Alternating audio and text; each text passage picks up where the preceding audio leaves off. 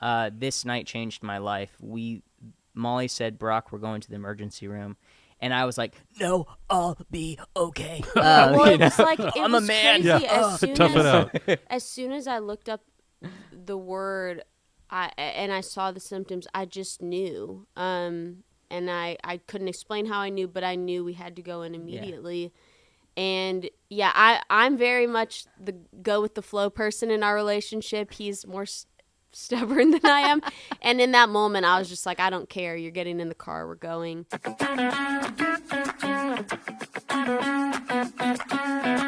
Hi, welcome to Real Talk. I'm your host, Ron Strand. Thanks for joining us today. We're glad that you're here. This is the show where we do interesting and encouraging testimonies of interesting people. And today we've got some really interesting people in here. Brock and Molly Monroe of the Monroes, the musical group Monroes. Thanks for coming, guys. Welcome to Real Talk. Glad Thanks to be for here. having us. So you guys both have interesting stories. By the way, they're a married couple, and they played the Upper Room recently and just brought the house down. Great music, great writing, great stage presence. You guys have the whole package here. Thank you. But we're going to talk more today about your personal lives and, what brought you to the place you are now, what shaped your worldview and all those things, your career and music and all those good things. So we'll jump right in. So first of all, tell me, you guys, how long have you been married? We've been married for 6 years. 6 years. I got it right. You I better was get gonna it see right. if you could, yeah. 6 years. Yeah, you got to Yeah. make sure you Six get and that a right. half. 6 Going and a on half. 7, yeah. And you guys come from different parts of the country, right? Yeah. Yes, sir. Molly, you're from Minnesota. Minnesota, yeah. Yes, sir. Of course, the Scandinavian. Yeah, Minnesota small town Minnesota, Yeah. and then And then I was raised in Arizona. and so Arizona. yeah. So where did you guys meet? we met right in LA. In LA. In Yeah. LA music Yeah. scene? Yep. Oh, yeah. Yeah, she was in town for about a week, right?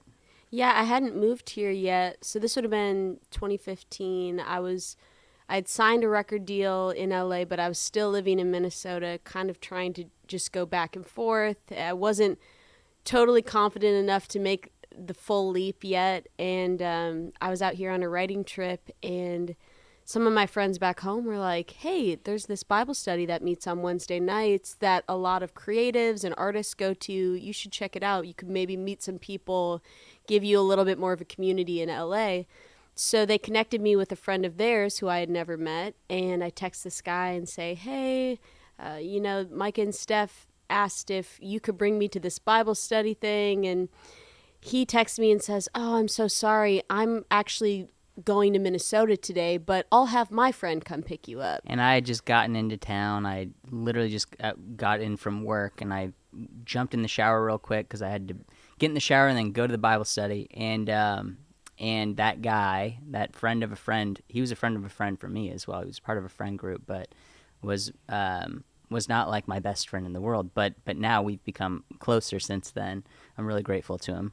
Obviously. Yeah. But I'm in the shower and I hear bloop bloop, and I like check my phone and it said, hey, can you pick this girl up to go to Bible Oh, study? so you were the guy to pick her up. And yeah, My so I was, unofficial Uber Literally driver. picked her Yeah. up. Yeah, exactly. Well, to this day, too, I'm very cautious by nature. So the fact that I even agreed to Oh, have yeah. a stranger pick me up is, I just go, well, that was God's part in the story, too, because Sure. I normally would say, no, it's fine. I won't do it. And for whatever reason, I was like, okay. And yeah, it was amazing. I mean, within probably the first minute of getting Really? in the car, I felt like a friend I hadn't seen in years had picked me up, and An we old had just friend. met. It was just instant. Was there an instant connection. attraction? Was there just, or was I mean, she's pretty, so it was. I remember I think the first thing I said to him was, wow, it smells really good in here. I think it was his cologne. I was like, It smells was nice. me. He's like, he showered, so yeah, that was my Good impression. thing Well, you what- showered and put Yeah. cologne on that. Well, what was kind of crazy, my mom says, she's like, it took someone from Minnesota for you to find someone in LA. It's like, oh, okay. But when I picked her up, I had no intentions whatsoever to have anything romantic with anyone. In fact, only about a week before, I had just talked to my mom and my sister, and I was like really heavy about it, and I had said, I think I might be called to being a single person. Wow, really? And I'm okay with that, and I'll just, What made you come to that conclusion? I've been reading, I believe it was Paul. He talked about how you don't have to be married. In fact, he suggests that you don't be married. He said that you could do more not being married. And I understand to some extent. My life as a single person was really incredible. I could travel anywhere at any point in time, do anything by whatever I wanted to do. I could I could pick up a phone and have it done, and someone would let me stay on their couch, or that was my life. So that's a musician's life. You just meet people all around the world. Right. So I think you had kind of given up on finding someone in LA too. Yeah, that too. Yeah. Well, you'd been in LA for how long at that point? Well, I moved to LA in 2009. So we met in 2000. End of 2015. So it 2015. Been like 6 years. Yeah, 6 years. So there was one girl that I wanted to marry, and it didn't happen because timing wasn't right, And but yeah, when I met Molly, it wasn't even for romance at all, but there was just this connection it was very pure, and it was just absolute this is my old friend. I don't know why. And two, she was only in town for like a week, so I basically was just always finding myself in Hollywood. I'm in the area. Yeah, right. Like no one's in the area of Hollywood, but I was in the area of Hollywood for the whole week. Yeah. And that was pretty much since that night we were hanging out almost, or at least talking or text messaging every day. Yeah, I think pretty much since that night could sense that it was a very special connection, not knowing where it would go. Because too, I remember getting back home, and I had just gotten out of a relationship, and I told my mom, I met this guy in LA, and I don't know if anything will ever happen with it, but that's the kind of guy. Like, it's sometimes you don't know what you want until you see it, experience it. And I was like, that's the kind of guy I want to marry. And so it really gave me that too, even that confidence, just him as an individual, for me to move out to LA, because he had the same heart for ministry, which is just doing what we do, which is create and be a light in the writing rooms we're in the on the stages we play. That was his ministry, and that's really what I wanted to do. And I didn't know anyone who was already doing that. So I think we really connected on a deep level because we shared that same kind of calling and passion. Well, and it was funny too, because the night that we met, we went out to eat after we went to the Bible study, which our Bible study now has become a full-on church. It's just It's huge. But that night we went out with these people, and there was a guy there, and he was like, "Hey, I'm in a band. I'm playing a show at Hotel Cafe. Can you guys come through in 2 nights?" We're like, "Oh yeah." Molly's like, "I'll be there."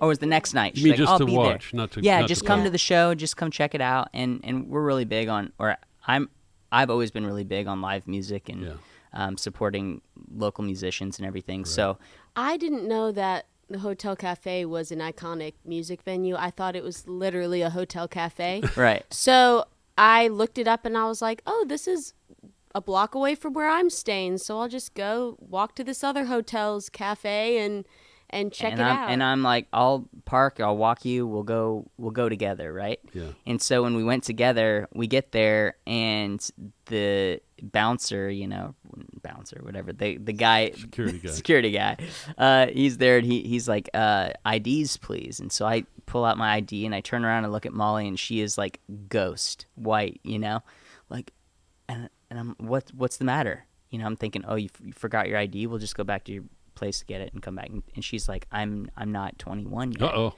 I didn't know you had to be 21 to listen to music. Yeah. In I couldn't LA. believe it. Well, but too, she's just such in a an hotel old cafe. Why do I? Yeah, right. Yeah, but she's such an old soul that I was thinking, oh, clearly this girl is, easily 25, 26. I didn't know. Yeah. And in LA, you never know how old anyone is. I just feel like everyone is timeless, Yeah. But I was like, oh my, I know. And she's like, oh, you just go. you just go. Don't even worry about it. Playing the martyr, You huh? go. You go. And I was like, no. Because the whole thing, I really just wanted to be with her, you know? Sure, yeah. So I was like, I'm not going to leave you. no, I'm good. So I was like, no, let's get in the car. We'll go drive down to the Bourgeois Pig, and which is like we'll go get some tea, you know? So we Yeah. went and got tea and just sat for hours and connected, and it was very clear that this is someone that I'm going to know my whole life, Right. you know?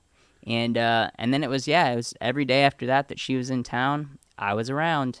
And we spent time together, and then from then on out, it was text. I feel like we've probably been in communication every day since that day that I can remember.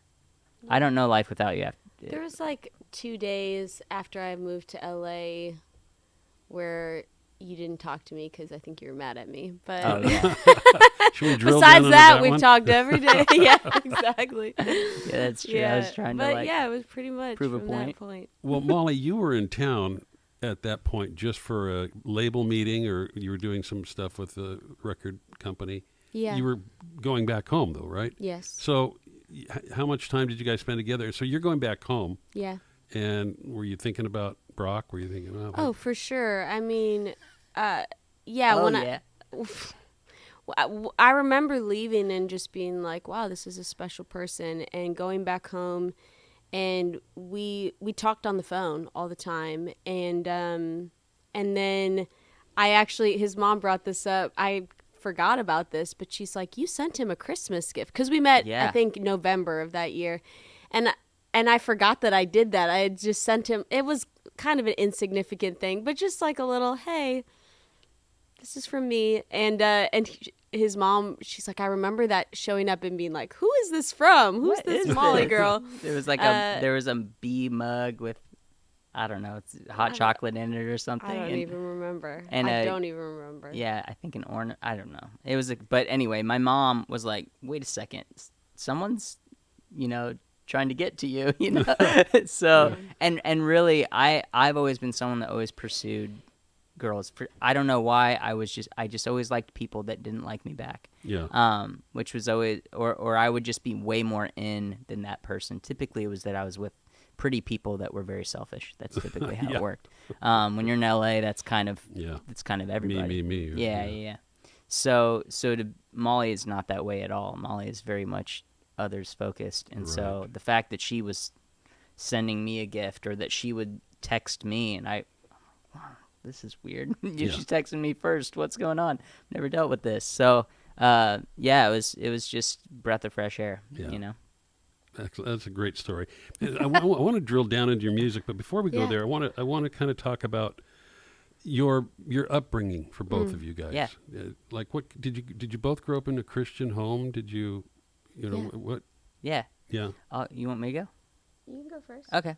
I'm a pastor's kid. Okay. So You're PK. PK. Yep. My dad's church, he was a youth pastor for years, and first I was born in Missouri, so all my teams are go Chiefs, go Yeah. St. Louis Blues, all that, Cardinals, all that. But I was raised in Arizona, and our church was one of the biggest churches in the United States. Really? It was the biggest Assemblies of God church in the United States. No There were kidding. thousands of people. And What's my it dad's called? youth, it was called Phoenix First Assembly Okay. of God. Now it's called Dream City. Yeah. And they're the ones who have the Dream Center, Angelus Okay, right, Temple, all sure. that. Yeah, so Yeah. they started all that. But yeah, I was there, since I was, I think, 2 years old. And my first session, I remember, like, the way our church was very, they would do big shows, and they have a Christmas play now that they have 5,000 people every night for 17 performances. Wow. Sold out all of that. Yeah. My mom produces the show. Your mom does. Yeah. And so yeah, I was very involved, and the church was, because of these big productions. I remember my very first session I ever did, I was 5 years old. And the session was, I had to sing for a performance thing that they were going to put on with 15,000 people or 20,000 people in attendance outside for a 4th of July event. Yeah. So that was my first thing. So I've always been on a stage, and kind of grew up as the singer, actor, Yeah. kid, kind of Right. that guy. And then my testimony really is that I grew up a pastor's kid. My grandpa actually was a pastor as well. He was in charge of 350 churches. Wow. He oversaw. So I was like been very, very in that You've world. been around it. Yeah, and honestly, kind of under a microscope for a long time. Yeah. I mean, back when Hillsong was, not in negative documentaries, I was opening for Hillsong and Oh, were things, you? and then eventually I got into some Christian music, and I did the music in the Rockies, and got a Gospel Music Award Wow. That's great. for vocals back when I was young, and then that really was like, oh, are you gonna be a CCM guy? Is that your, this is Yeah. the new, at the time it was like Leland. This is the new Leland, he's Yeah, going to be right. this young pop Christian guy. And I remember there was a phone call that I got. I had gone to the Dove Awards, and after seeing the production and everything, I was kind of like, I was kind of let down. And I was feeling like, I don't know if this is actually for me. But then I got a phone call from a guy named Aaron Benward. And do you remember the band Aaron Jeffrey? They sounds sang like, relatively familiar. I go to the rock. They sang with DC Talk. They Yeah. did. It was a father-son duo thing. Yeah. And anyway, I met him when I was young, but then when I won this award, I started to have all these guys from Nashville calling me, and they're Sure. like, are wanting to get me in the studio and all that. And so he called and he said, Brock, congrats on everything. I just wanted to know, why do you want to do Christian music? And I was like, I actually don't. You don't. I don't. Yeah. I'm so sorry. I don't want to waste your time, but I hope you're okay. Okay, bye. It was like very quick conversation. Right. And he's like, oh, okay. And then years later, I end up meeting him out in L.A. It's you? funny, but all that to say, it was just like one of these things that was like, oh, it's not what I'm supposed to do. I feel there's something else. I'm supposed Yeah. to do something else. And I remember I was driving down Cactus Road, and I had just been offered in Arizona. I had just been offered a 6-figure job as an 18-year-old, and Inside of music or? in music, in church stuff, yeah. Yeah. And doing CCM stuff. And so I was like, okay, I know this path that I can take, and there was some financial security to that. Sure. I knew where I would live, probably who I would marry. It was kind of all lined up for me. Right. And I remember this voice, and maybe I'm mental, but I believe it was the Holy Spirit, and it was as if there was someone sitting next to me in the car, and it gave me a date of October 1st, 2009, Los Angeles, and that's all I knew. I knew I was supposed to go. There was nothing else. I wish that there was a whole plan that was set up for me, but it was just, this is it. It was like a prompt. Like, you got to do this thing. Okay. And so my family, they had no idea how I was going to do it. I told everyone, oh, I'm not taking that job. I'll just do music at the church for free. And then, in 7 months, October 1st, like, I'm out of here. Yeah. And everyone's like, sure. Yeah, right. My family, for sure, they're going, sure, yeah, we'll see. You don't have any money. You don't have a job going there. You don't have a place to stay. You don't have any of that. And then it was 2 weeks before October 1st, and there was an audition in Los Angeles. And the audition, though, it was for Disney, but it was in Tokyo, Japan. Oh, wow. So if you got it in LA, you would fly out to Tokyo, and you would get a lot of money, and you would be in the industry. As in my mind, I'm going, okay, I will be in the industry, influential, but it'll be in Tokyo, and then after that, I'll make my money. Then I'll come to LA, and it'll all Yeah, work out. right. So I'll solve these problems and go to LA, and it won't be October 1st, but that's fine. It'll be fine. And I go to this audition. There's 650 people at this audition.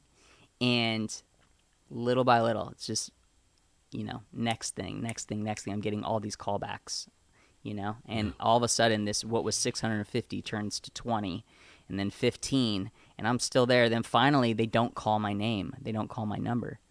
And they call the people who make the final callback, and it's not me. And I'm like, well, that's weird. I felt like this was a God thing. I don't know.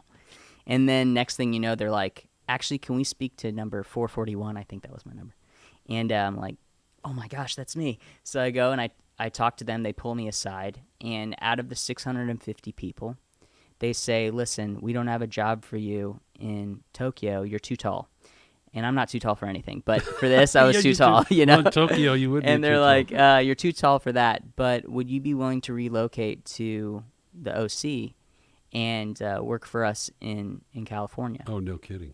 And I said, well, actually, I'm moving here in 2 weeks. And they're like, great, you'll start in 3. So I had my job lined up 2 weeks before, a job that was not even offered. It wasn't, nothing posted that said that this was going to be a California thing. It absolutely wasn't a job for me. They found They this other just place said, we think you're perfect for what this was place. the job? I mean, It was a character. Disneyland was my first thing. So yeah, I was friends with, I won't tell you, but I was a character. when you say a character, you don't mean like the ones that walk around the park and the.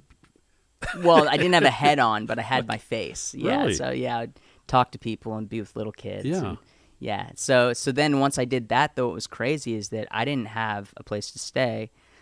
I just had the job. So then a week before October 1st, 2009, I get a phone call from this kid who I've been friends with for years, but he's kind of one of those friends that you would see once a year. Yeah. He would kind of come around during the holiday, one of those kinds. And he was a pastor's kid as well. He left me a voicemail. And on the voicemail, it was, hey, Brock, this is Matt. You might find this weird, but I'm really calling for my mom and dad. They've just been praying, and they felt like they don't know what's going on with you, but if you ever need to live in the OC for free, they feel like you could come live with them for free. Wow. Whenever you need to. I don't know if this means anything to you, but, you know, hopefully it does. Love you, bye, you know?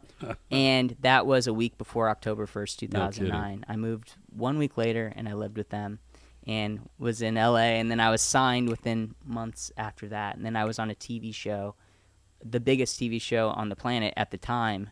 What show was that? Glee. Oh, you were on Glee. Yeah, I was on Glee. Yeah, so, and that was all through God too. I mean, my life literally. I will write a book one day. I promise. Well, you should. But my life is one God wink after another. It sounds like it. And it was one of the executive producers on the show saw a picture of me leading worship, a picture that I had been trying to take off on Facebook as my profile picture. I've been trying to take this picture off for months, and it wouldn't come off. No kidding. I'm not kidding. I would seriously try to delete it. I would try to get rid of it, and it wouldn't go away, and it was making me so angry.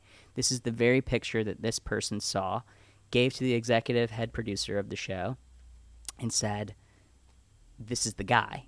No and kidding. they called me up, and then I was on the show. And they offered me a different position, which was something that I felt like would compromise my my beliefs, and so I was just like, I'd rather not. But then they let me do role? Yeah, a different role. Yeah, a much bigger role. But for me, it was something that, because my parents are in ministry, especially, I was like, I wouldn't want to jeopardize anything they're doing, and then on top of that, I have my own convictions. You know. So I'll be honest. I've never watched Glee, but I know it's a kind of a singing dance, high school kind of thing. So what was your role? So I got to be one of the warblers on the show. So there was this group of guys that were at a school, and they were a rival school.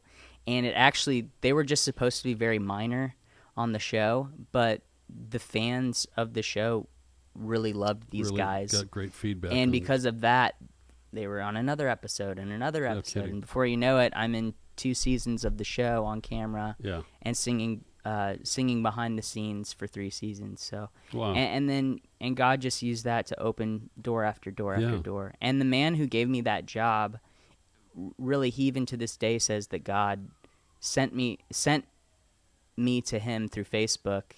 It was late at night. He just randomly saw a picture that we had a mutual friend, and he clicked on me. That's amazing. So, yeah. So that was always my testimony for most of my life up until this last year. God's providence, you know. Yeah, and especially after meeting Molly, my life changed, you know. Yeah. But. So, Molly, you came to Hollywood. You have this record deal. You have a label, and you had a solo career, right? Yeah. And what was your, Yeah. what did you go under? I mean, was it Molly? Molly Kate Kestner has been and still is my artist name for my solo stuff, which really is just because that was my name on Facebook when my life changed, which is, I guess that's a big part of my story, is that when I was 17 years old, I wrote a song that changed my life. Similar to Brock, I grew up in church, blessed to have parents who were genuinely passionate about people in ministry. They were actually missionaries before I was born. Wow. And then moved back to Minnesota where my dad's family was. He took over his father's business, and then they were just involved in children's ministry and women's ministry for my mom. And I didn't grow up on a big stage, though. My church was fairly small town. It's grown now, but still it's small town, What right? part of Minnesota? Austin, Minnesota. Austin. So it's southeast, about 30 minutes from Iowa. Mm-hmm. But I grew up with a love of music, but not necessarily an opportunity to excel in big ways. I think I excelled and found my spot in smaller ways, whether it was through a school concert or Sunday mornings or whatnot. But really, writing music was something that was very close to me. No one really knew that I did that. And so the first real song that I wrote was a song called His Daughter. I was 17 years old and working my first job, which was a janitor position at my dad's electrical shop. Is that right? So I'd often clean and sing, and I remember grabbing a piece of yellow printer paper from the secretary's desk, and I started writing down these lyrics, and I really felt like it. Now I know it was just a God download of this story of a girl, and wasn't my story, but I went home, I brought it home, and I sat at the piano and put these lyrics to the only 4 chords I knew at the time on the piano, and it became this song that was very, very special to me. I felt like it was special, but I didn't really understand the depth to it. And so I saved it, and I would play it for my family or my friends. It was kind of my secret song. Yeah. And I played it for my choir teacher, who I really respected. And he said, I think you should save this for your senior recital. So I did. I waited until the spring of my senior year, and I ended up playing it, and I got a standing ovation. And I remember being like, that was like the biggest moment in my life so far, right? Sure. And so then that next week, it was Easter Sunday, and I decided, you know what, I'm going to record a video of me singing this. So we had I have a big family, 6 siblings, lots of cousins, grandparents. So everyone's over, and they're all in the dining room eating, and I slip into the living room and sit at our old 100-year-old upright, out of tune piano with my cracked iPhone, and I decide I'm going to record this thing. So, I mean, you can go back and watch the video, and you can hear my grandma laughing in the background. No one's aware of what's going on. Sure. I'm just in there playing my song, and 6-minute long ballad, right? So I upload it to my Facebook and share it with my friends and family, and I remember like the next day it had 10,000 shares or something. Kidding. And I was just blown away, right? That was, to me, that was just world shattering. Well, I mean, did you have like, how many friends on Facebook? No, right. Well, people had just shared it, and overnight it had blown up. And I remember going to school the next day and just like, I was not paying attention. I'm just going, oh my gosh, I keep, like, every time I refresh my phone, I'm getting these notifications. And then within the week, I put it up on YouTube, and it's at 1 million views on YouTube. And it's getting shared by George Takei from Star Trek and Ashley Judd and Jordan Sparks. And then within a week of that, Good Morning America is calling and asking me to fly out and do an interview, and ABC World News with Diane Sawyer and the Today Show. And it truly, I think at the time I didn't even realize how crazy it all was, because it was just such a blur. You're just a high school graduate.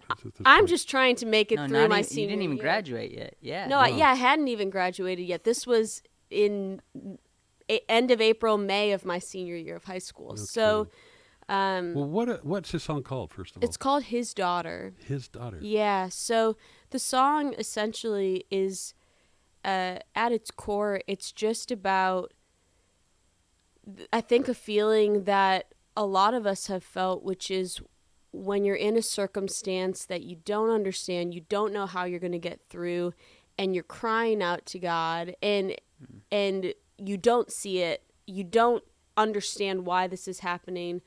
But the song is a story of a girl. I mean, it's from her circumstances of growing up in an abusive home and into having a child as a teenager and not knowing how she's going to navigate that. And the chorus says, "If there's a God out there, please hear my prayer. I'm lost and I'm scared and I've got nowhere else to go. I've come a long way, but I'm not sure I can make it much farther. So if you're listening, would you give a helping hand to your daughter?" Wow. And then it's like it goes on, and she ends up having this child, and through that she learns the love of a parent, right? And understands God's love for her, and then can share this with her kid. So I look back even and I just go, there's no way a 17-year-old should have had, with a 17-year-old who really lived a pretty sheltered, easy life. I know without a doubt it was God inspired. And even the lives that were touched through that song, so many, countless messages of people who heard that song and decided to not take their life, or who decided to keep their baby, right? I mean, I can't even tell you how many mothers. I posted about the song recently. I think it's 7-year anniversary or 8-year anniversary this year, and these women sending me pictures of their children who are 7, 8 years old, going, I had no idea how I was going to make it through this. And I found the song, and I'm so glad that it found me. So wow. It really, too, just the fact that a song with that message of hope would go viral on the internet was really cool. I'm going on these shows and getting to just share my faith, and then through that, it completely changed the trajectory of my life, because although I had a huge passion for writing and music, I had zero connection to the music industry, and I had I think a low belief in myself. So I wasn't the kind of person who was just like, yeah, I could move out to LA and just figure it out and make some. I was like, no, I'll probably, realistically end up teaching. Like I was trying to really give setting the bar low for myself, right? Which honestly, and to this day, I think it's so honorable to work in a church or to teach, and it's still something where sometimes I'm like, I would get so much joy out of that, and I wouldn't have to deal with all the crazy people that I deal with out in the city. But I think God's plans were different than my own, and within a month of that song getting put online, I was going to New York and LA and meeting with 6 different major record labels and different publishers and agents. I ended up signing with Atlantic Records. Wow. And it's a big label. Yeah, and that in and of itself was like, I've made it, right? Yeah. And now looking back, once again, it's like, hindsight gives you a lot more clarity. So many people think, especially I think when you don't have an understanding of the music industry, so many people think that signing a record deal is the height of, you've made it. You sound, and really it's just the beginning. Yeah. And for me, it led to a lot of struggle, a lot of struggle to not only be able to stay true to who I was as an artist, but to even just be able to release the music I was making. Right.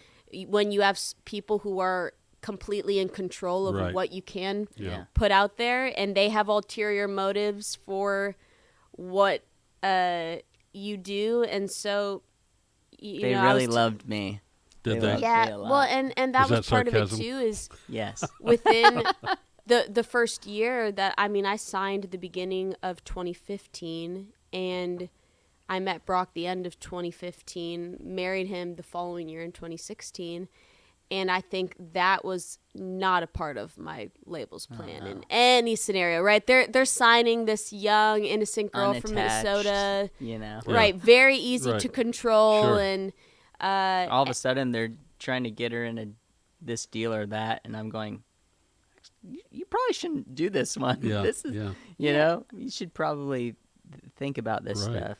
And two, this industry it really applauds those that are unattached for sure. Yeah. It's kind of you see it. It's all PR and it's all Yeah, about I of how think you it's get people easier to to move from one sell person to the next. Yeah. a young At certain person times. who's Yeah. single than Yeah. depending on what you're trying to sell, right? Right. And so, but yeah, even more so, I think, coming in as I'm this kid who doesn't know anything, and I'm signing to these people who, like, the man I've signed to has so much success, and there's this power just like difference, right? And so for me, I just felt like, yeah, a lot of times I just felt really stuck, and there was a lot of great opportunity and really relationships that came out of my deal, but really I have felt more hope and freedom ever since I got out of my deal, which was 2019, and even that was an entire God scenario where they basically had gotten to a point where they weren't allowing me to release music because they wanted me to sign the rights to all my songwriting, my publishing, right? And I didn't want to do that. And so it was like, well, okay, if you're not going to do that, then you just won't release artist music. And I ended up writing a letter to the person that had me in this deal, and I said, listen, I know this is business for you, but this is my livelihood. This is my calling. And we prayed about it. Oh, well, yeah. I mean, every night for years. Sure. For years. And so he ends up calling me and saying, listen, I don't really know what to say here, but I guess I've been having this dream. I've been having this reoccurring dream. I'm like, what dream? What are you talking about? If you know this man, he's very business, cold cut, just not a feely person. And so he's Typical like, I keep having this record industry dream executive. that you come back to me in 20 years and tell me I'm the reason your career never took off. And I don't want that to happen, because I don't only think you're a really talented person, but I think you're a good person. And I don't want to be the guy who is known for getting in the way of that. So if you are unhappy in your deal, which I was, I'm gonna let you out of it free and clear, no strings attached. And Pharaoh, we get off the. I mean, we were just. I mean, no joke is what it felt like. Yeah, it was right. like his heart softened up. Yeah. And I wish that you could meet this man, because you would realize this was an absolute God thing. This is not the person who allows anyone to get out of a deal. Right. It's just not in his nature. Right. It is very opposite of his nature. Yeah, and the So- record industry is replete with those Yeah. kind of stories Yeah. where you're stuck in this contract. Well, and he's really known as being one of the best at what he does. Yeah. And to be the best in that industry, you have to be cutthroat. You do. And he's cutting a lot of throats. I'll bet. And and I'm But so grateful. yeah, We're I so mean, grateful in for my him, honestly. case, it ended up working out really well. I mean, I Yeah. called my lawyer right after that, and I was like, this is what he just said. Do you think this will actually happen? My lawyer's like, no chance. Wow. Yeah. That's And He's like, you better get this in writing really he's quick. just like, he says that, but he's like, he's probably just trying to toy with your, like, whatever. And he held up on his end of the bargain. Yeah. So, And that too, like yeah. we had been, we're not super holy rollers, but I don't say this to say that we had been fasting and praying. Yeah. And I think there's a whole other level of There's an obedience in that yeah, God honors. and honestly, that it was during our fast and prayer that it happened. Yeah. That Wow. Well, he- and that he actually, this part of my story is what led really to our story as the Monroes, because the day that he called me telling me that he was going to let me out of this deal, Brock and I actually were writing a song together, which we hadn't spent a lot of time doing while I was in my record deal, because they kept me so busy, and they really, anytime I would ask, hey, can Brock come in on to write, they would always find a way to cut him out. They did not Right. want him attached to anything I was doing. So at this point, they weren't setting anything up for me because I was in this stalled period, right? So Brock and I were writing a song that day called My Way Up, and the whole song is, listen, I've gone through all this stuff, but I'm still on my way up. I still believe that the best is in front of me. And we were writing it out of faith for my situation. Yeah. Well, that song ends up being the first song that I release as an independent artist once I get out of my deal a few months later, and completely written by the two of us, no one else attached to it. And it ends up doing really well with licensing and sync, ends up getting playlisted more than any of my other songs Got new music while I was Friday. signed. Wow. Without her being signed even. And It so was it just unheard of. really just gave us I think the confidence we needed as, wait, we're a good team. That's right. Yeah. We are a good team together creatively, even though we've had all these people who've kind of tried to keep us separate. And that led to us we started writing together a lot more. Yeah. And two, even just getting out of my deal, we have more time to do that. And then, pandemic was not too long after that. Yeah.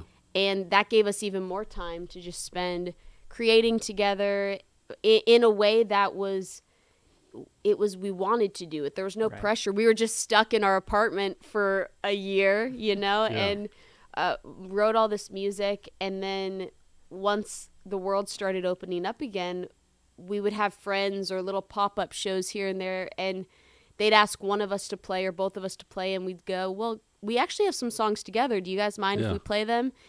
And so organically, just with friends, we started playing these songs together, and then it was kind of like, well, maybe we could actually make this a thing.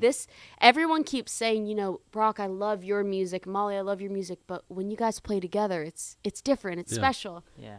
So that, I think, really all of that led into the Monroes kind of coming to be. Yeah. Well, I think too, that pandemic time, towards the end of it, was a huge shift for us too, where, especially for me, because I had a horrific Yeah, health, I want to health talk about problem. that. You Right, mentioned the right pandemic. at kind of right at the start of the Monroes getting going, we played our first official show as the Monroes, I think, actually, is what it our was. first show. This and was Brock nearly dies. July of 2021, and packed out our friend's house, like people are standing room Yeah, it was only, good. and it was just a high. I mean, I played music, he played music, we played all these new songs together, and everyone's singing along, getting into it, yeah. and it was just the best night. It's so funny too, because we have footage of that night, and there are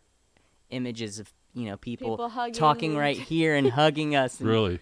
Yeah. Yeah. Super It's like- spreader No, event. This is like the let me fir- tell this you. is like Yeah. the very first show out of the pandemic, Right. And we're thinking the pandemic's over, and both Molly and I and our manager and a lot of people got sick that night or the next day, and you were sick first. for Molly, she was sick for a couple days, And for me, I was sick for, for weeks and then months. Were you? Yeah. But it was because, I just didn't know. I didn't know that I had something going on in my blood, and so it just attacked my blood. I had a hereditary thing I didn't know that I had, that my sister and I both have. But I ended up I'm more susceptible to blood clots. Wow. So we had a night that was really crazy. Well, he had been sick for about 2 weeks, and I just remember going, I don't understand why this is affecting him so, like he's just not getting better.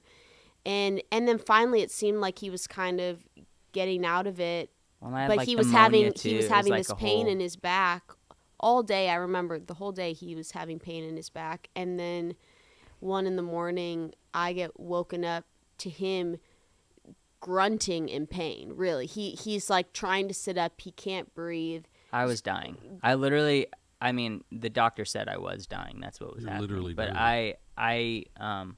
I couldn't breathe, so I was going,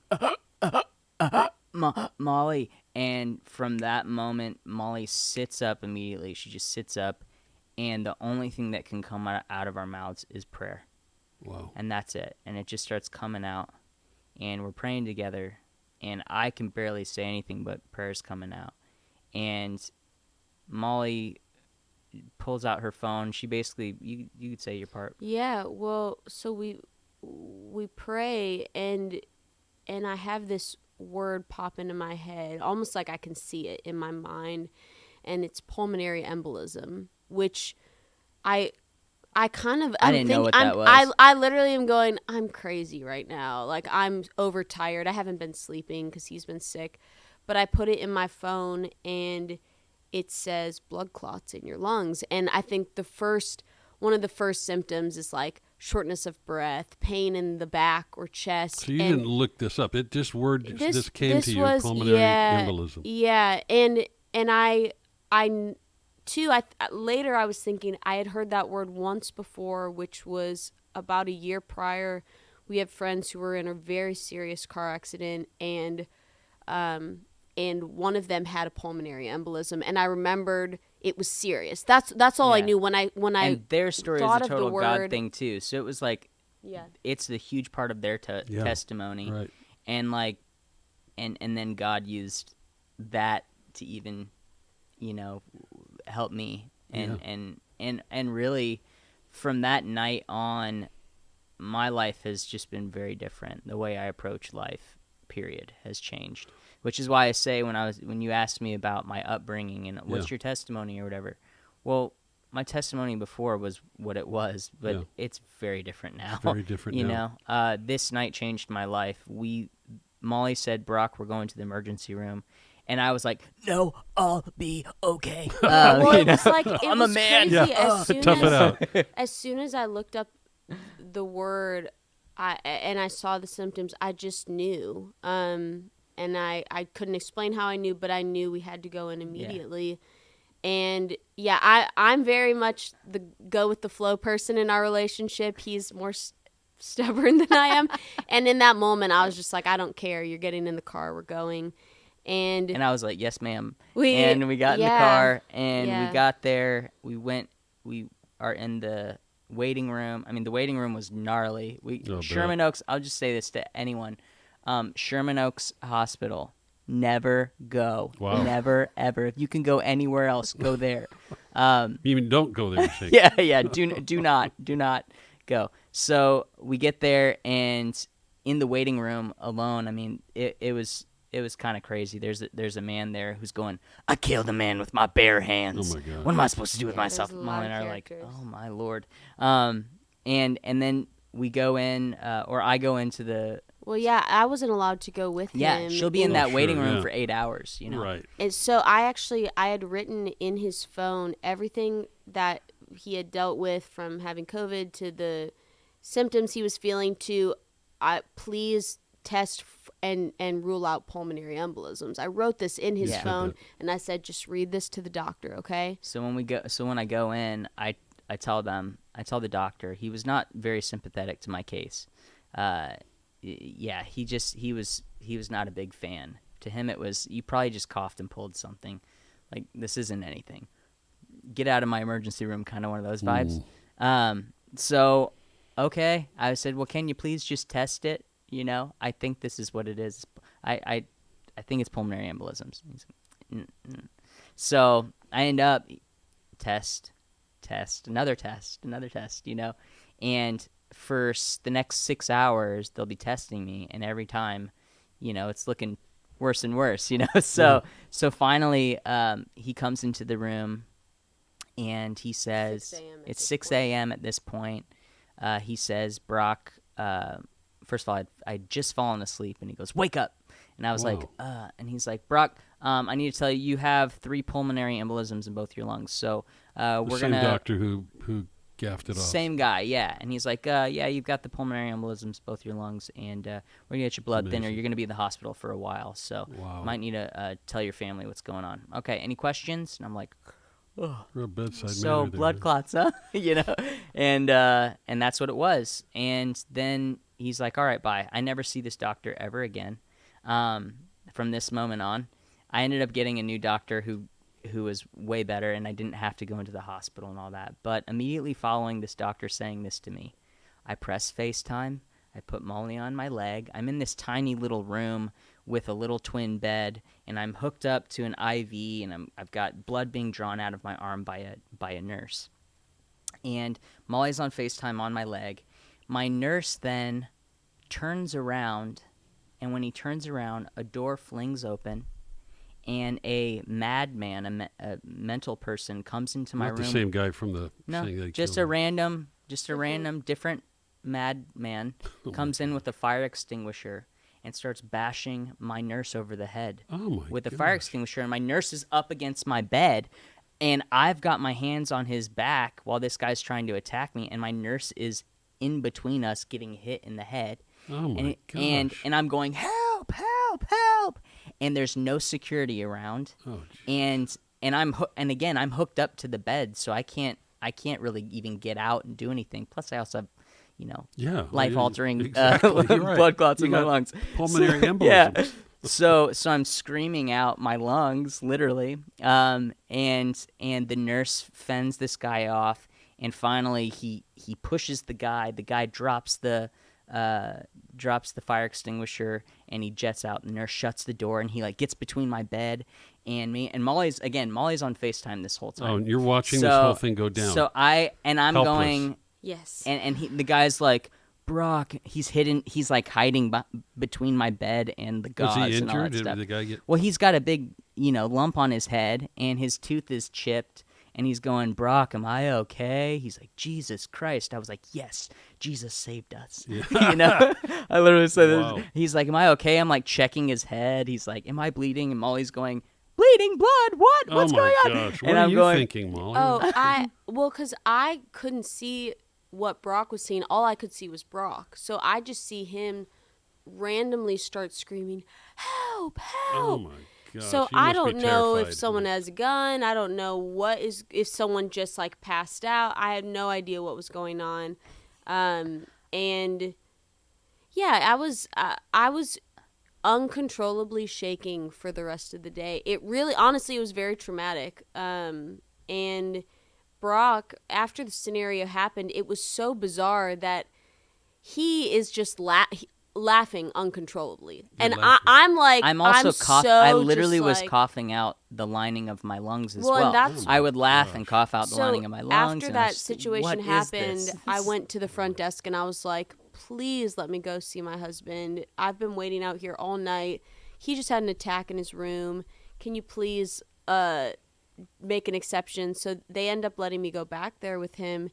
And he's coughing up bright red blood, and so Sorry, I'm this getting is graphic, guys. it is graphic, Oh but my gosh. I'm getting very, very anxious because it's been hours since they diagnosed him with blood clots. It's been, even longer since God diagnosed him with pulmonary embolisms, and no one's administering blood thinner. They were avoiding his room because this had happened. It was like no one wanted to come in and acknowledge what had happened. I had this. Finally, the security walks by my room. I'm in room 7, and they walk by room 7, and they're looking in like, what's going on in there? And I was like, hey, did you hear about the attack? And they're like, oh, we heard something might have happened. Did you see anything? I'm like, see anything? It happened right here on my bed. Oh, like, no, they didn't even know that. Oh, no. I mean, maybe they did, but they were avoiding my room at all costs. Why do you think that was? I think probably lawsuit is maybe what they were thinking. But even the fact but that yeah, it was had gnarly. someone in your room, and I mean, a male nurse who was strong enough to fend this guy off was once again. It just that night felt like there was attack after attack, and really just God or angels or I don't know. It was just Donovan, my guardian him. angel. This guy. I mean, because immediately he was on the end of his shift, and my next person was the sweetest little Asian lady, like older woman, tiny, like, which could have been a whole different outcome. Let me help you with that. Yeah. Let me help you with that. I'm like, oh my gosh, if this had been her, we'd both be dead. If So no this one was in attacker was there. just a random. He wasn't after your just nurse random. or anything. No, like that. this No. is just a Crazy. It Did was- they I don't know, catch maybe the guy? demon possessed guy for all Well, it I sounds know. No like idea. I don't know. No idea. But and what was crazy too is that we were scheduled the next week. We were scheduled to go shoot our Right at Home music video where we were traveling all around the United States to go see our friends. So we had 6 flights lined up in 1 week. Oh my gosh. And so when I got a new doctor immediately following all of this, who didn't even know about the attack or anything, and he's like, "Listen, you need to get better at home. I'm not gonna send you to the hospital. Yeah. Don't listen to that other doctor. We're gonna get you on blood thinner. We're gonna get you set up." But he's like, "But you're grounded," and I was like, "What does this mean? I don't know what this means." He's like, "You can't do anything. You're a sick person. Understand?" Okay. But what is that? You can't go anywhere. You can't do anything. You have to stay home. For how long did he tell you that? Well, he said it was going to be for months, and I said, "Well, I can't. I got to shoot a video, but we're gone in a week. I'm on 6 flights." He's like, "Brock, if you get on 1 flight, you're a dead man." Wow. And he's like, "You're lucky you came in tonight. Had you not come in, we probably wouldn't even be having this conversation." That's crazy. Right now. Wow. So that night was a night. It was from God. I mean, it really was. It has changed my life forever, especially just even knowing the power of who I believe God is, which is a Father, a Son, and a Holy Spirit. And that Holy Spirit being the thing that prompts the one that prompts you and allows you to know what the heck is going on or have some insight as to what's happening, right? Pulmonary embolism, Molly, that's what Brock has, right? So that for me, it's just shifted my whole life. Now it's like I have to trust that, and now I have to pray, okay, God, please help me to discern whether it's your Holy Spirit or whether this is just me, Right. Because I don't want to get in the way of what he has for us and what he has for my life and for my child's life. I'm all in, on following that. Too, I remember there was a moment that night where I was just like trying to come to grips with what if my husband dies. And I remember one of the first thoughts that came to my head was, man, we haven't even had a kid yet. Like I want to have a kid with this man so bad. We haven't even done that yet. And it's just so cool how God works, because almost a year to date from that night of him going into the hospital, I find out I'm pregnant. Oh, amazing. And it's just miraculous to see how, especially it was long recovery for him. It was months and months of rehabilitation and getting back to a point where I was sleeping more than 5 minutes at a time because of my anxiety of him not breathing. Or she had PTSD. She would wake up every, however many minutes in the night. And I remember I would wake up because she's watching me, checking my breath or whatever, and I'm like, go back to bed. What's going on, Yeah. But I think what's so cool is I've had such a resurgence of faith watching how God can use people. Yeah. And watching God used my wife. Yeah. And that's something I've thought that's been so cool, is that not only did she help me make me go to the hospital and swallow my pride, Yeah. but to get up and Saved go. your life. But it saved my life. But then on top of that, you don't think that when you say your marriage vows in sickness and in health, that you're going to be a young person when you're in sickness, you know? Yes, right. And I was, and Molly would walk with me.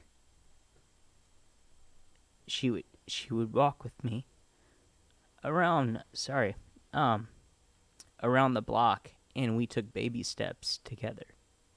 And This is in your recovery. yeah, and this started in August. I wasn't even able to even jog half a block until around March, you Wow. know. So that's how long it took. Yeah. But in order to even be able to go that half a block, I had to walk baby steps with my wife under, Yeah. with her arm Helping around you. me, and we would walk and we would pray. And yeah, I think it's just forever changed my life, Yeah. Yeah. and I just think about how faithful God is. And two, what's really cool, I wish Molly would have said it. We didn't tell you this, but where I met her, that night that I picked her up, was on Selma, and it was in Hollywood. I used to live in Hollywood, and I would walk up and down the streets of Hollywood, and I would pray for our city. I would pray for our people, because I didn't come to LA to do entertainment. The only reason why I wanted to do it was because I wanted to help influence people for Jesus. That was Wow. it. So I would walk up and down, and I would just pray for our people, and I pray for our city.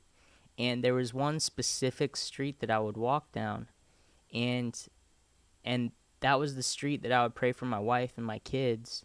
And Molly, this is, years later, we're already married by this time, and we're on that street, and Molly's like, this is my prayer street.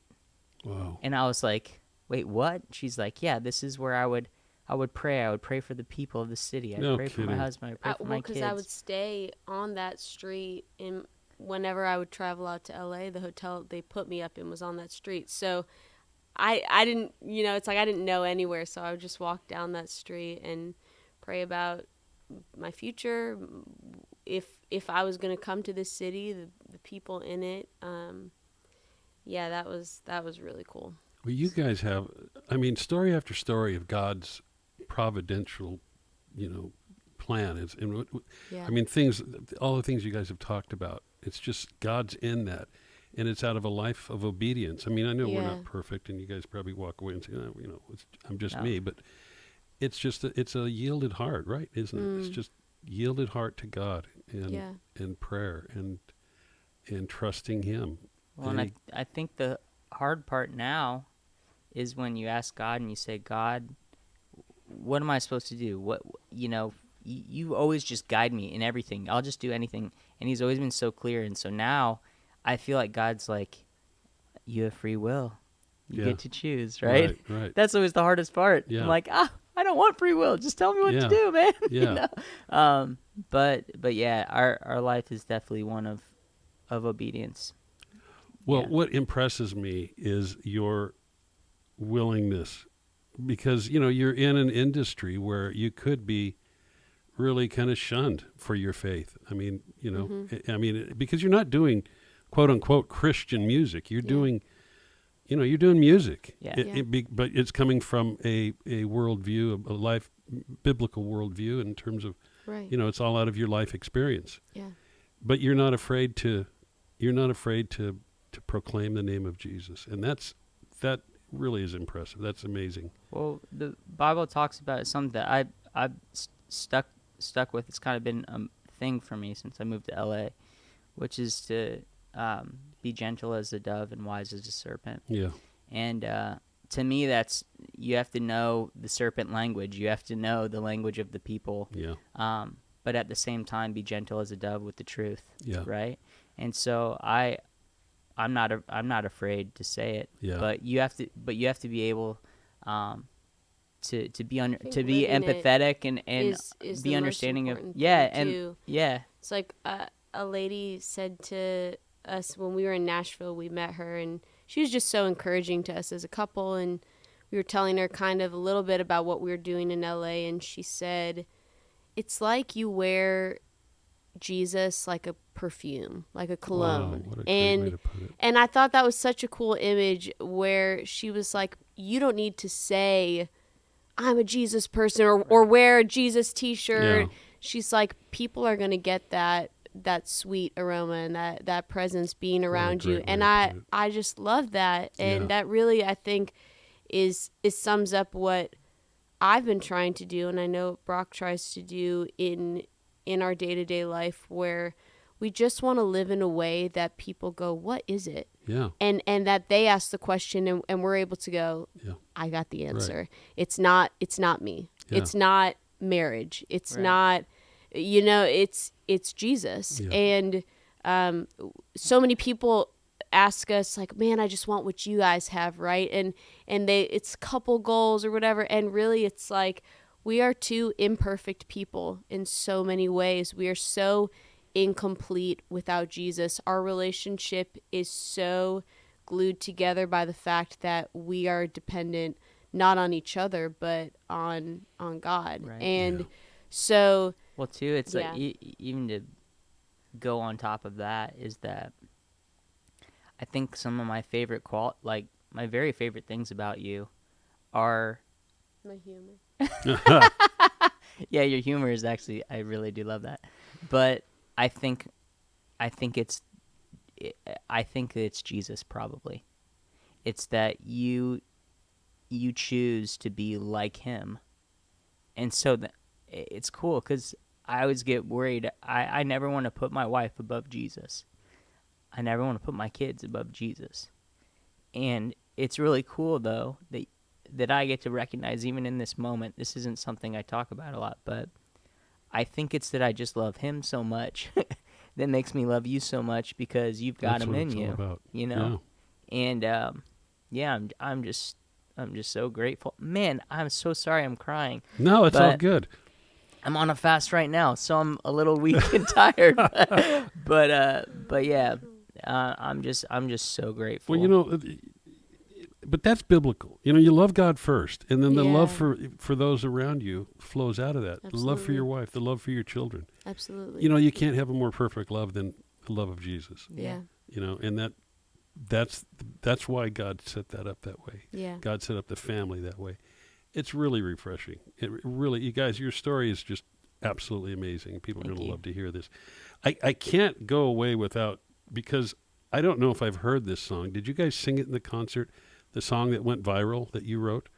Did you? My Oh, his song, daughter? his daughter. Yeah. Did you sing that in the concert at the Upper Room? No. Well, are we going to be able to hear that? Can you guys play it? You know what? I don't. It really is a song to be played on piano. Is it? And he just brought his guitar. But you can go Okay, so hear where it on can YouTube. folks find this song? Yeah, his daughter. If you put his His daughter. daughter, it's the first thing that'll pop So on up. YouTube, if you Yeah. just type in his daughter, Yeah. it'll come up. Yeah. Yeah. And what's amazing to me when you're talking about that song is that people like George Takei, Ashley Judd, people we were talking about some other people. Yeah. These are people not necessarily in the realm of Right. faith, but they're Right. touched by this song that Right. really talks about keeping your child, loving your child, Yeah. the love of the Father. Yes. Right. Yeah. I Absolutely. mean, what that song's got to. I'm going to go listen to this Yeah. song. and that's Yeah, that's really absolutely. what we're about. And you should tell them that thing about the branding. I think that's a really cool story. Yeah. Well, shortly after I moved to LA, this girl who I don't even think she knew what I did for a living, but she kind of spoke a prophetic word over me, which was that she had said, I feel like Jesus, his brand is on your heart. So and I was like, brand, what does that mean? Social media brand. Right. What Yeah, right. Jesus brand? She's like, no, like a thing of like a cattle brand, right? So Yeah. she was like, his imprint is on your heart, and anything that flows from your heart will have his brand on it. Yeah. So you don't have to say Jesus. It will be. It's that same thing with the cologne, right? Where it's like it's in it, and people are going, something about this is different. It's stirring me. It's moving me, and yeah, I remember my dad had said the same thing. He's like, how crazy is it that God can use George Takei he was really, I give him so much credit. He's the one who really kind of got the snowball rolling with people checking out my song. And I think he is atheist or Yeah, well, Buddhist. he's certainly not a believer. And so that was like, to me, it's cool. You just don't know how God can use different people and how music can impact people in different ways. Oh yeah, I see it as it's. I might not be able to get a meeting with the president today, but a song can get through to his room or to his headphones. Exactly. You know, right? And I feel like that's even part of how we do our thing, is that we're not here to bash anyone over the head with anything. Yeah. I don't want to. I'm not trying to make people swallow Jesus. Like, I'm not going to force feed people that. Yeah. But if you like what I'm doing, or if you like what Molly's doing, it's in the DNA. You can't get it out. It's what's in there. You can't help but know? talk about something that has changed your life, right? Yeah. It's like, I'm not afraid to talk about it because it's my story. Yeah. So right.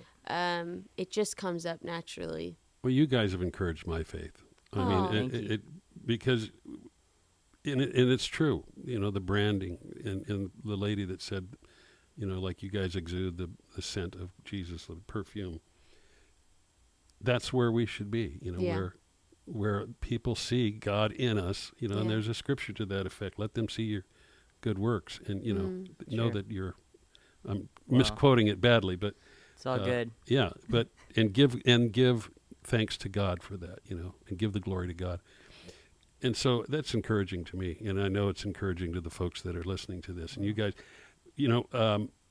first of all, you guys got a career as the Monroe, and on the Monroes, and on social media, it's the Monroes duo, right? Yeah. Because Yes. there's another Monroes. From the 80s. Yeah, from the 80s. Yeah, we don't talk They're about just them. not the same. It's this not the same. No, wait. And folks, if you haven't had a chance to go, and I've got something in my eye here, but if you haven't, tear? It's a tear. I'm so touched. I'm We all verklempt. crying here? Oh Lord! If you haven't had a chance to go to the Upper Room's YouTube page and watch the concert that the Monroes did here with Man of Leisure about a little over a month ago, I guess, maybe more close to 2 months ago. Incredible concert. Do yourself a favor and go watch that. But on social media, it's the Monroes duo, and on Molly, it's Molly Kate Kestner. Yes. With a K. Mm-hmm. Molly Kate Kestner, a good Norwegian name. Well, Kestner's Scandinavian. German, Is but it? Okay. yeah, Knudsen was Knudsen? the Norwegian side. Well, interesting. We got to talk because my roots had Knudsen. Knudsen? Yes. So All right. we'll talk about that afterwards. Do you have any cantors in your family? Cantor, I don't know, anything Jewish? No. Okay, never No. mind. No. That's my family. But Oh, is it really? yeah. Interesting. Yeah, we're all the Jews, Yeah, coming so to love are Jesus. Are you yeah. Jewish? Yeah. Wow, Yeah, interesting. Molly is too, actually, Really? on her side too. So it's even that's like a weird thing. You're like, oh, it's kind of crazy that our families Yeah. chose, Yeah. Jesus. Yeah. It's pretty awesome. Well, I'm glad they did. And Yeah. you guys, thank you for being here today. Thank you Yeah, for thank having you. us. It's Yeah. amazing. So is there a website or social media? Where do they find you? Where do they find your music? I think probably the easiest thing to do would just be to go to our Instagram or Facebook, the Monroes Duo, The and Monroes then Duo. we've got our website links in there to songs Okay. and YouTube and all of that. Right, and they can So, find all that stuff on yes. all the typical pages Yeah. and all Yeah. that. Great. I've really enjoyed interviewing the Monroes, Brock and Molly today, because they've got such a great story. And I didn't really, other than them playing at the Upper Room a while back, I didn't know a whole lot about them. We have some common friends. Their producer is a good friend of our family. And it's just an amazing story. So if you're touched by this story today, if God's tugging at your heart, reach out to us at The Upper Room, prayer@theupperroompresents.com. We'd love to talk to you about what it means to give your life to Christ. We'd love to pray for you. If you have a prayer request, reach out to us at prayer@theupperroompresents.com. You guys, thanks again for being here. Thank you Loved for it. having We're really us. grateful. Yeah. And folks, thanks for watching. We'll see you next time on Real Talk. God bless.